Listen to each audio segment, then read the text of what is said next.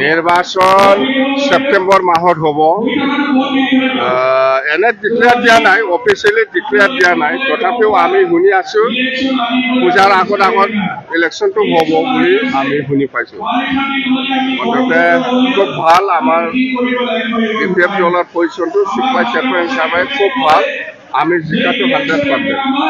আৰু চিপাহী চেয়াৰমেন সমষ্টিৰ আমাৰ BPFৰ কেণ্ডিডেট গণেশ কছাৰী ডাঙৰীয়াক আমি EM দিব বুলি আমি ডিক্লেয়াৰ দিছোঁ। গড়েশ্বৰতো আমাৰ জিকিম, গড়েশ্বৰো ভাল আছে, আমি জিকিমেই। সেইটো পিছত হ'ব। এতিয়া আগষ্ট মাহত আমি ডিক্লেয়াৰ দিম, গোটেই কেণ্ডিডেটটো অফিচিয়েলি BPF দলৰ পৰা আমি কেণ্ডিডেটটো ডিক্লেয়াৰ দিম। কাৰ লগত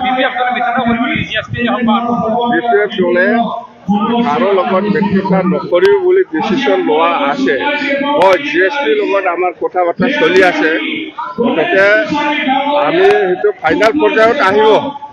কেনেকৈ আমি মিত্ৰতা কৰিম সেইটো ফাইনেল পৰ্যায়লৈকে অহা নাই, কিন্তু আলোচনাটো হৈ আছে, আলোচনাটো চলি আছে।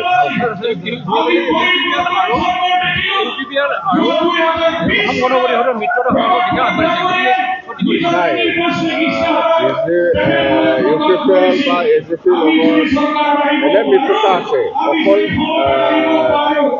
এইটো নতুন কথা নহয়। AJP, BJP আৰু UPPL মিত্ৰতা অলৰেডি আছে, আজিলৈকেও আছে।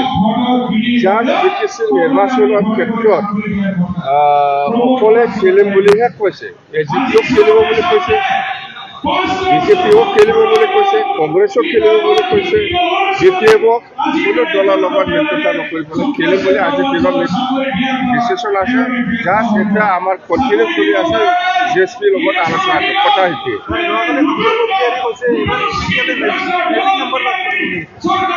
কাম্পাৰ কথা ভেলু নাই, ইয়াৰ কথা মই নাপাতিম। বিজেপি দলে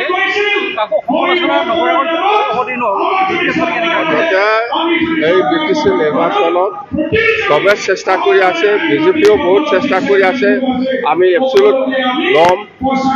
কংগ্ৰেছও চেষ্টা কৰি আছে, আমি এপচুলুট পাম। UPPLও কৰি আছে, আমি এপচুলুট পাম। যুঁজটো চবৰে আছে, চেষ্টা চবৰে আছে। চাওক, নিৰ্বাচনটো আহিল, ৰিজাল্টটো কি হয় সেইটো পিছত দেখা যাব। মুঠতে চেষ্টাটো চব দলতে আছে। BJPও চিন্তা কৰি আছে যে আমি অকলশৰীয়া চৰকাৰ বনাব পাৰি নেকি। UPPLও চিন্তা কৰি আছে, AJPও চিন্তা কৰি আছে, কংগ্ৰেছো।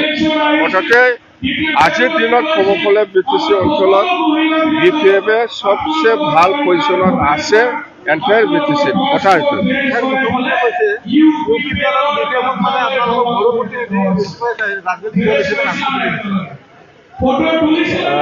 মই বুজি পোৱা নাই যে CM ডাঙৰীয়াও আমাৰ ওদালগুৰিত সোমাইছে, তামোলপুৰত সোমাইছে, বছৰপুৰত সোমাইছে, আজি চিৰাঙত সোমাব বুলি কৈ আছে। মুঠতে সিহঁতে হ'ল BJP, আমি হ'ল BPF। BJP দলটো ষ্ট্ৰং কৰিবৰ কাৰণে চবে চেষ্টা কৰিব। আৰু মই সেইটোৱে কৈছোঁ যে BJPও এইবাৰ BTC নিৰ্বাচনত কেনেকৈ BJP দলটো বেছিকৈ চিট পাব পাৰে তাৰ কাৰণে চেষ্টা চবেই থাকিব। দলে কৰি আছে, অকল CM নহয়, দলৰ কৰ্মকৰ্তাসকলে চেষ্টা কৰি আছে। আমাৰ BPF দলত নিজাববীয়াকৈ BPFটো কেনেকৈ ষ্ট্ৰং কৰিব লাগে, কেনেকৈ চিট বেছি পাম, ইয়াৰ কাৰণে আমি কাম কৰি আছোঁ। নাই,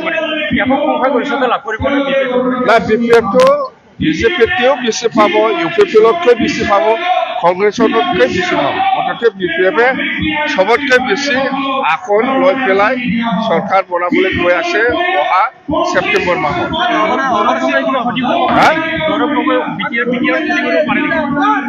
কথা একে, গৌৰৱ গগৈ ডাঙৰীয়াও BTCত সোমাব, আমাৰ ক'ব লগা একো নাই। UDFও সোমাব, BJPও সোমাব, AJPও সোমাব, চবে অসমত যিমান পলিটিকেল পাৰ্টি চবে এই BTC নিৰ্বাচনত ভাগ ল'ব আৰু ইলেকশ্যন খেলিব।